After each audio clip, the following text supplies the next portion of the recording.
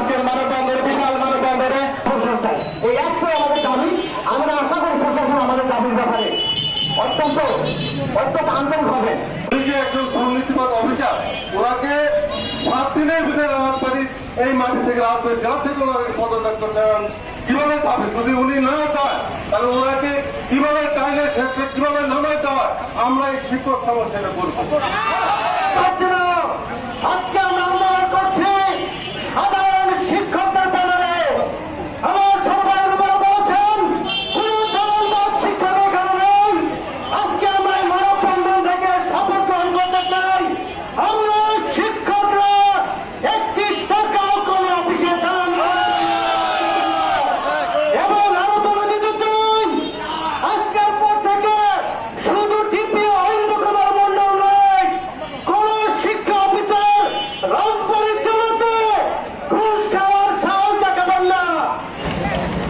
আমি কোন কাজ নিয়ে গেলে অহিন্দ কুমার মনে করেন আমি মনে হয় জামাতের লোক।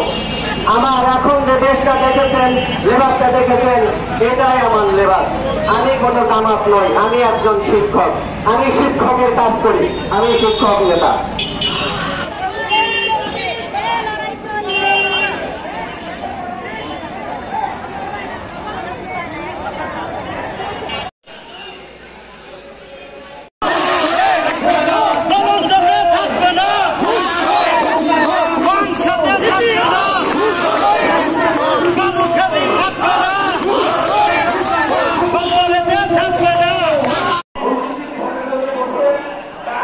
তিনি অফিসে থাকেন রাত্রে যখন করেন প্রতি মানে আবার রোববারে 2টার পরে অফিসে আসেন এবং ম্যাক্সিমাম দিনই তাকে অফিসে গেলে পাওয়া যায় না। আর ওনার যে সহকারী কালেকশন ম্যান মানে ঘুষ সংগ্রহকারী উনি মানে ওনার ওই বোর অনুমতি ছাড়া অফিসারের সাথে দেখা করা যায় না এবং সে গ্রিন সিগন্যাল না দিলে তার টাকা না দিলে অফিসার মানে সে সাথে দেখা করতে যায় না।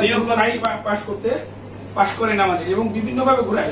স্যার পানসার যশা ইউনিয়ন থেকে আসে এক মানে ম্যাডামদের 7বার 8বার করে আসতে হয়। সেই হাবাসপুর থেকে আসে, কসমামাদের থেকে আসে, ওই দিক দৌলতদিয়া থেকে আসে। মন্ডল সকল শিক্ষক একজন অতি সত্তর আপনি দ্রুত তার ব্যবস্থা নেবেন।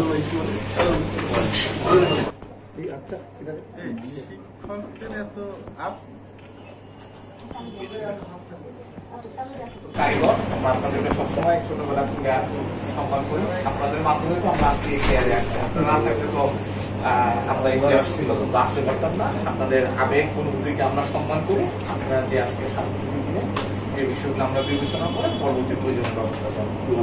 আর আপনাদের প্রতি অনুরোধ থাকবে যে আপনারা যার অবশ্যই, কারণ এখন একটা দিন, একটা ঘন্টা, একটা মিনিট খুব গুরুত্বপূর্ণ। ঠিক আছে, আমাদের নতুন বাংলাদেশে নতুন জাতি তৈরি করতে হবে। যে জাতি সামনে আমার হাত সবাই ভালো থাকে।